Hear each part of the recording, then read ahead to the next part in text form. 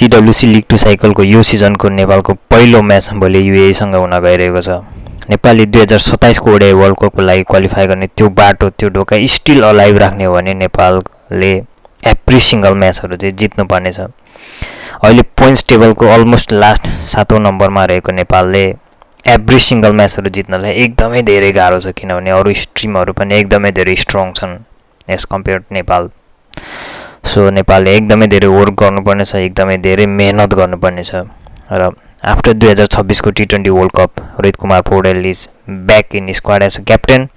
So उनको captaincy after 2 month after T20 world cup हामीले भोलि देख्न सकिनेछ। एज वी नो, यदि टियुको स्ट्याट हेर्नु भने जुन टिमले सुरुमा ब्याटिङ गर्छ that has the upper hand to win the match. अलिकति सुरुमा ब्याटिङ गर्ने टिमको चाहिँ जित्ने चान्स बढी देखिन्छ टियुको स्ट्याट हेर्नु भने, बट त्यो चाहिँ वेदर कन्डिसनमा पनि भर पर्छ। This is the important line here, this is important thing. Whether you have to decide according to the weather condition. यदि वेदर कन्डिसन पानी परिरहेको छ, एकदमै क्लाउडी छ, पानी परिरहेको छ भने त्यस्तो अवस्थामा सुरुमा ब्याटिङ गर्नु एकदमै धेरै जोखिमपूर्ण हुन्छ।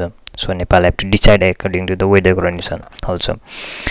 र in associate cricket UAE is a very big name, they are strong team in associate cricket. So Nepal have to plan perfectly, plan every single step,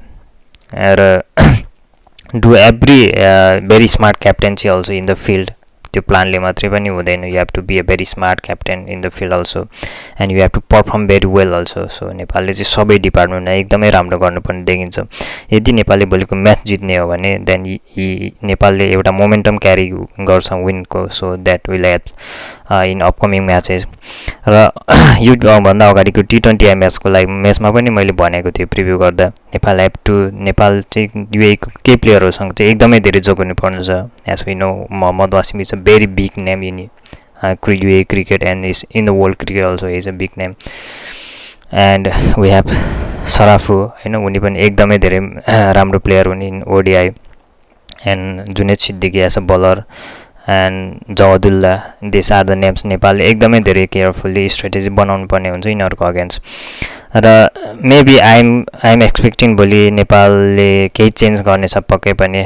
as we know, Arjun Kumar is back in the team, so maybe can debut, हामीले त्यो देख्न सकिनेछ, किनभने उनको यो अगाडिको PM cup एकदमै धेरै राम्रो गएको थियो। And I think watch out Vinod Bhandari as also very has performed very well in the PM Cup. So we can see few changes in the team, but not but maybe it will work for the team. So आशा गरौँ भोलिको यो सिजनको first match चाहिँ नेपालले जित्नेछ र त्यो momentum क्यारी गरेर अगाडि लानेछ।